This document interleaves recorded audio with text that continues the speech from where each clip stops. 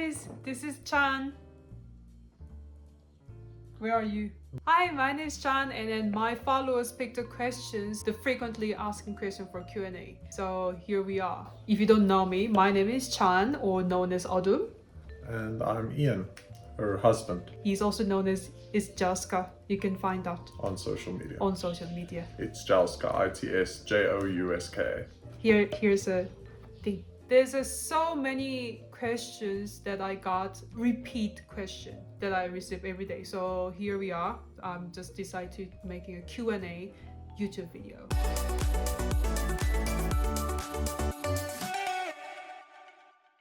We're gonna start from the most frequently asking question, where I'm from. I'm not from China. Surprise! I'm not from China. Not every Asians are from China. I'm from South Korea. It's very important. It's South. I was born in Seoul and grew up in Incheon. And I'm from South Africa, Pretoria, born and raised. Pretoria boy. And she's also from Pretoria, Montana, Kasidok. And lots of people ask, what is my actual name? It's Chanhee, but I just go by Chan. Odum is my nickname. Odum means darkness in Korean, but that's not my real name. My real name is Chan. And it's Chan, CH, not Tan, not Sun, like... Lots of South Africans mispronounce my name as either Chan or Zhen, something like that, but it's not Chan. CH. CH. Chan. Chan. And no, I didn't take his surname. It's not in my culture. In Korea, we don't change our surname after we get married. And also, I don't want to be Chanhee van der Merwe. Name is not giving. I decide to just stay Kim. No, I'm not related to Kim Jong-un. Kim is the most common surname in Korea. I'm from South Korea. And yeah, his name is Ian van der Merwe. Next, also lots of, I think that I got like millions of questions like where we met. We met on Tinder. Done. 21st century love story. There's no special story about how we met. We met on Tinder, we met up, we liked each other, and the rest is now we're sitting here, now we're married. Yeah, now we're married. No interesting backstory. That's all it is. Lots of people also ask me like, was I moved to South Africa just because of him? No, I got the job in South Africa before I met him, and he never been to Korea before we met each other. Also never met a Korean before I met her. So we're gonna move on to that kind of question. We also got that quite a lot. Lots of guys DM him, his account, how to meet an Asian woman. Don't ask that. Don't look for Asian women. Don't have a preference of Asian women. It's not attractive. It's a bit cringy. It's cringy. Obviously, you don't want to date a person who wants specifically the one race, and then like, it's fucking weird, eh? I'm the first Asian girlfriend that he ever had in his life, and funny thing, he's the first white boyfriend I ever had as well. So I don't know what we people... weren't looking for each other. We didn't have preferences of each other's race or anything like that. Like I didn't like, okay, I'm gonna meet like an Afrikaans. I didn't do that, or neither he did. So some person also asked me like, where should I go to meet an Asian woman? Is it like an Asian woman, like a community that I can just go and date? And like, it's not like... No, there's nothing like that. Having a preference of Asian women because you think it's like they're submissive, or like you have a perception of what Asian women are like. Asian women are people, and people are different. That perception that Asian women are submissive, treating a man really nicely. You know what? He does all house chores. Yeah. I'm a submissive Asian woman. And I'm white. Okay, another question we get a lot is, when are we gonna have kids? Are we gonna have kids? Do we want kids? No. We're not gonna have kids. We are child-free. We're happily child-free. Very happily. One of the reasons why we got so close so quickly is because at our age, a lot of people are looking for kids, and both of us were like, do you want kids? Do you want kids? We both said no, and that was perfect for us. We are happily child-free, and Honestly, we don't have to have reasons. People also ask for reasons, but we don't have to have reasons. There are tons. And we also have this little baby. We don't want to kiss because we don't want to kiss. Yeah, some people do, some people don't. We are the people that don't. And that's all we have to say about the matter. I'm very happy to see my friends' kids growing. I'm just auntie. And also, it's a very personal question, so don't just like, straight up ask why do that. you want a kiss? It's weird. Kiss is wonderful. Why you guys have to have a kiss? It's fucking weird. Like, why you it's kiss? weird to keep digging. Like, if we say no, we're not gonna have kids, for you to go ask why or what's the reason, like, well, it's very personal. Like, our close friends can ask us, why don't you want kids? Let's delve into the reasons. That's fine. But strangers asking other strangers why they don't want kids, very personal question. Don't do that. But we are planning to have another puppy.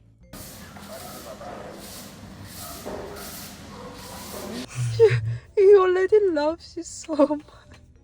Next, lots of people also ask us if our families approve each other when we are getting married, because both our cultures known as a very conservative, and then known as a people don't really marry to outside of their culture, which is true. In our case, it was very, very, very smooth because my family knew that I'm not gonna marry a Korean man.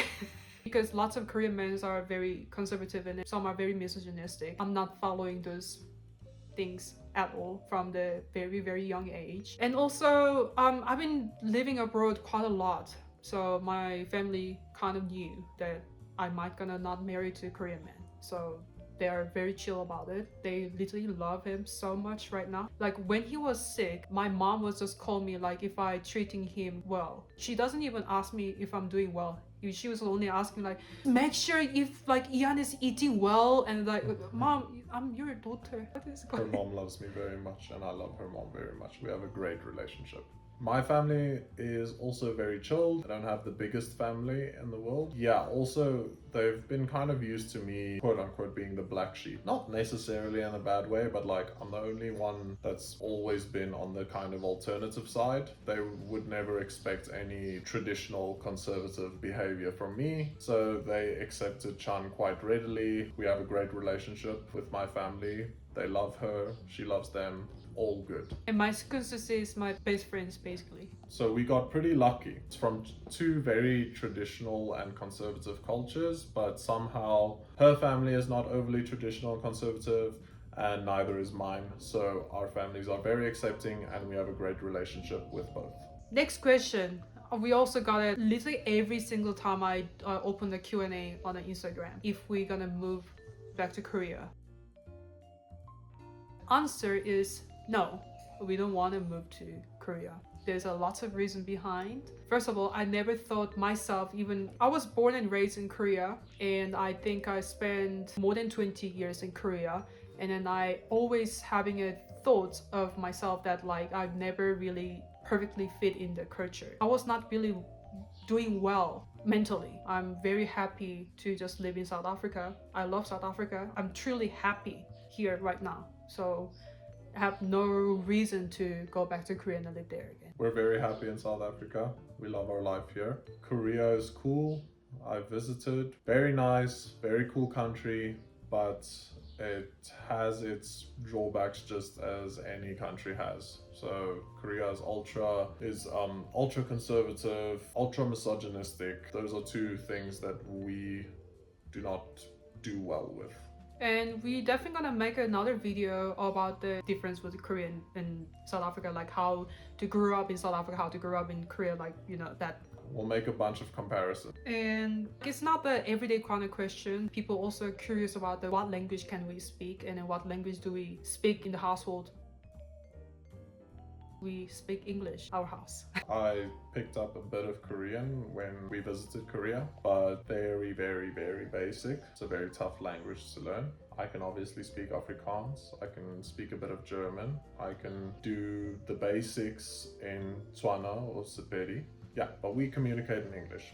We speak English to each other. I'm a Korean, so obviously I can speak Korean. And I just pick up the biggie Afrikaans. So ik kan Afrikaans praat biggie. Verstand biggie. Alles biggie. And I can speak Spanish. Now I'm learning isiZulu. So Ngakwazi isiZulu. Kanwane. Kanwane.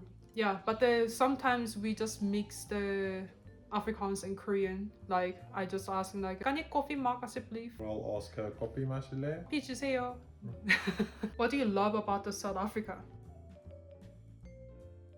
I think I got that question almost every day. DM request. Oh, it's cool that you live in South Africa. What do you really like about South Africa? And I can always say, first of all, the weather. We live in Pretoria. I think the Pretoria weather is the best, my opinion. I know that lots of Cape Townians gonna disagree with it. I don't like Cape Townian winter. It's cold and rainy. I don't like it. But in Pretoria, it's pretty warm, even in the winter, in the daytime. Lots of sunlight. It's a way better than Korea, because Korean summer can be really, really, really humid. And winters are extreme. Winters I go like -18, which is not great. So I prefer South African weather. I still prefer the Korean food, but the ingredients, vegetables, and the meat quality, South Africa is so much better. My mom and my aunts also agree on me that the quality, the food that you get, it's way, way higher than Korea. And then people are nicer. You can explain that. Yeah, South Africans are nice. I've also traveled abroad. I can say that South Africans are very welcoming people. Yeah. But also, Koreans are not nice. We are just shy. Koreans are nice, but they're shy. We don't say hi to any strangers. It's because it's our virtue to not bother the strangers. But if we open it, we obviously want to help people and everything, but we don't typically open up the conversation to someone who just met. It's not our thing. I was pleasantly surprised on how friendly and helpful Korean people are, even if they're strangers. I'm the person who love to learn other different culture and languages, and in South Africa is abundance of the culture and the languages, which I really love about it. Lots of people also ask us what's our favorite K-pop group. Don't listen to K-pop. Sorry, I just don't. I don't like K-pop. But if I had to choose a favorite, Blackpink. I like some of Blackpink's songs, but I don't actively listen to them. I like aespa and opinion of K-drama. Also don't watch K-dramas. We don't really watch K-drama. I watch sometimes, not with him. When I'm knitting or crochet, I watch now and then. I'm a Korean, I can understand Korean without subtitles, so it's very easy for me to watch K-drama while I'm knitting or crochet that I have to, I did like Narco Saints. That's the one K-drama we watched, and that was pretty good. I don't know, I'm not really fan of it like most of times, but I do enjoy it. I do watch it. I just criticize heavily. Side notes about K-dramas. Get lots of people, I want a Korean man, where do I meet Korean men? And they get that perception from K-dramas, and I have to tell you, been to Korea, the men are not like that. At all. Like, not even close. They don't look like that. They don't act like that. We are just human. We are just people. Yeah. Like, obviously, there is an ugly Korean man, ugly Korean girl. We are just people. Don't romanticize entire group of people. We are just a human. There's another interesting question. If you could swap one thing about South African society with the Korean society, what would it be? Administration. Korea is very efficient. We are very impatient people. Government systems work in Korea. It's very hassle-free. It's not a stressful thing to deal with. Yeah, we literally have a small home affairs system in front of our apartment. It's like an ATM. ATM, but you can just just put your ID card inside the machine, and you can just type a thing, and you can get your birth certificate, marriage certificate, whatever that you can get from the home affairs without queuing.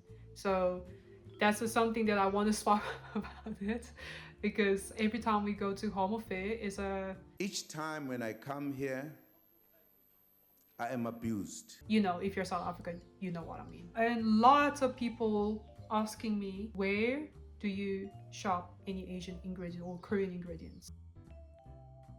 We have some of the options. Two main ones. The one is Kokoro, but we don't go there often because we are not really close from the Brooklyn. Kokoro, by the way, is a Korean supermarket franchise in South Africa. But Kokoro is In Gauteng. there's a few in Johannesburg. There's one in Pretoria. But I'm so sorry if you live in Cape Town. We don't don't live. know. Yeah, we don't live in Cape Town, Yeah. so we don't know. They're not cheap, but they're not too expensive, and you can find most of your essential Korean ingredients there. Another option that we use is Yatsang supermarket. That's a Chinese supermarket quite close to us. They also have good stock of Korean ingredients. Generally, they are a bit cheaper. But there's some Korean stuff. It might be better to go to Kokoro because, like for example, gochujang. Gochujang is cheaper in Kokoro, but it's a little bit expensive in Yatsang. But soy sauce or oyster sauce, which is like you can cross over with the Chinese ingredients, Yatsang is so much cheaper. And we go to Cyrildene Chinatown, that is the best place to go shop for ingredients. It's just, it's quite far from us, so we don't go that often. But if we buy rice in bulk, we go buy it there. That is where you'll find the most ingredients. And we also buy some like a Korean bread, Korean niche vegetable, something like minari. Minari is like a water parsley, something like that. That is not in South Africa, but you can get it from the other Korean tanis. Korean tanis just they have their own small business. They only sell to Korean people. And then we only talk in Kakao Talk. And any authentic Asian food restaurant. First of all, we don't know Cape Town. We don't know Bloemfontein or Durban. Unfortunately, Only very Gauteng. centered. Mm-hmm. And the best, in my opinion, Korean restaurant in Gauteng is Banchan or Surasang. They're both in Joburg. In Pretoria, we also have Shilla. There's also a place called Soul Garden. Soul Garden is weird. I don't know. Like, Reservation only, something like that. Reservation only, and they're not open a lot. Surasang for me, that the set menu is literally what you can get in Korea. Like that meat and some rice, and then those doenjangjjigae, those steamed egg, that set menu. And also, I'm not saying it's wrong, but there are some Korean restaurant that is not run by Korean and not really authentic. You have to really check if you want some like authentic Korean, but obviously it's okay. Somebody who is from Japan or somebody from the China run a Korean restaurant is not the wrong thing at all if you are like want some authentic restaurant. What surprised you when you go each other's countries? It's a tough question because it's a whole new country, you know, everything is new, everything is kind of surprising. But like I said earlier, it surprised me how friendly and helpful Korean people are. I was expecting a very cold, cut off culture, and that was not my experience at all. They were all very, very friendly. Oh yeah, the amount of people is crazy. The amount of people is absolutely crazy. Don't travel public transport in rush hour, you're gonna get the shock of your life. Korea has a similar population with South Africa. South Africa is slightly more than Korea, but they're 12 times smaller than South Africa. The land, very, very, very dense country. For me, I moved in South Africa 3 years ago, so load shedding was a thing. I knew about it because lots of people warned me about the load shedding, and then when it actually happened, I was quite shocked.